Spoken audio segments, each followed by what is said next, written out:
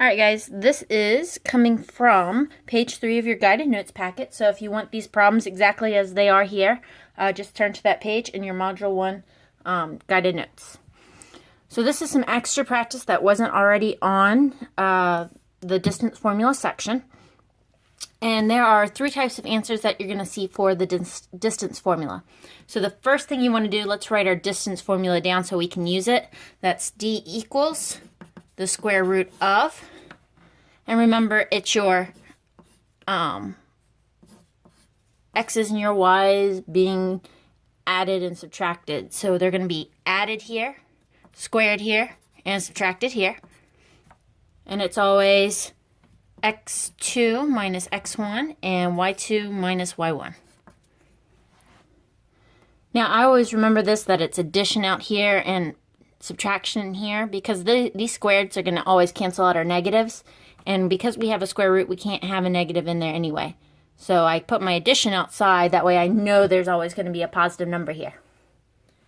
Alright, let's start with our first one. I've got 2 coordinates, so let's go ahead and plug them into the distance formula. I've got my second x, 16, minus my first one, 1, plus I've got my second y, negative 6, minus my first one, and that's squared as well. And now I can do my math, so it's PEMDAS at this point. I need to go ahead and do this math inside. So 16 minus 1 is really 15 squared, plus negative 6 minus 2, that is negative 8 squared. But remember that anything, no matter if it's positive or negative, when it gets squared is going to end up being positive. Now don't forget that square root, or you're going to get a really different answer than I do. Then I've got 15 squared, which is 225, plus 64, which is 8 squared.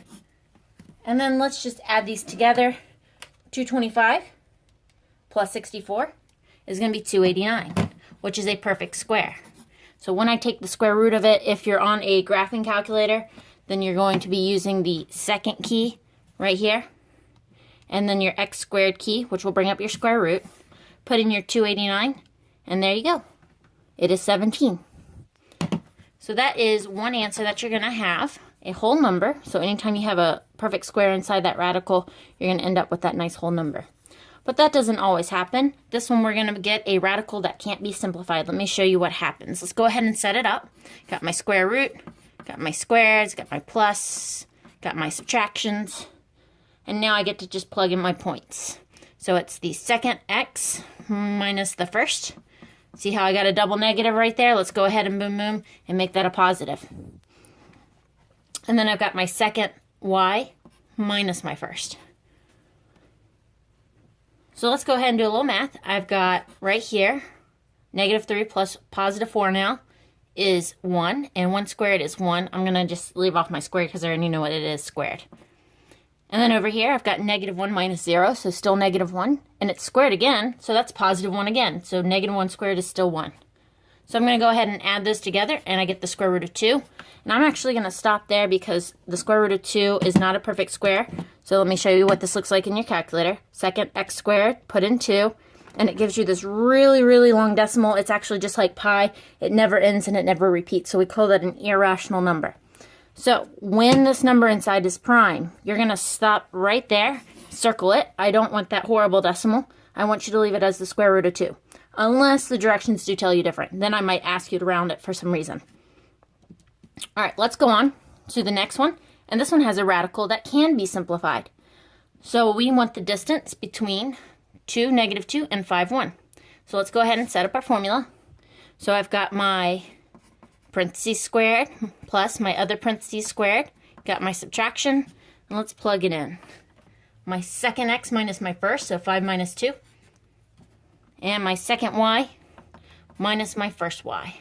Another double negative right there, so go ahead and let those cancel out. So 5 minus 2 is 3. Do some mental math real quick. 3 squared is 9, so I'm going to just write 9. Plus 1 plus 2, that's 3. So 3 squared is 9 again. So I'm getting the square root of 18. 18 is not primed. It can be simplified. So let me show you how to simplify a radical for me. you got two options. You can think, what perfect square goes into 18? And we actually already talked about it. It was 9, wasn't it? So 18 is 9 times 2. So we can take the square root of the 9 part and leave the square root of 2 alone. So that would be 3 root 2. If you don't like the perfect square method of simplifying radicals, then you can do a factor tree. So 18 is what times what? 9 times 2. 2 is prime, so we circle it. 9 is not prime, so we leave it alone. And then we break it down a little bit further. So 9 is 3 times 3. Now both of those are prime. And once you've broken it down to all primes, you find your pairs of like terms. If it has a pair, it goes outside. If it doesn't, it goes inside. And I just noticed over here, you're probably wondering why I have a 3 there. That was my bad. That was supposed to be a 2 the whole time. Sorry about that. Just repeated my 3. So just to remind you this way, if you do a factor tree, if it has a pair, one of the pair goes outside. If it doesn't have a pair, it stays inside the radical.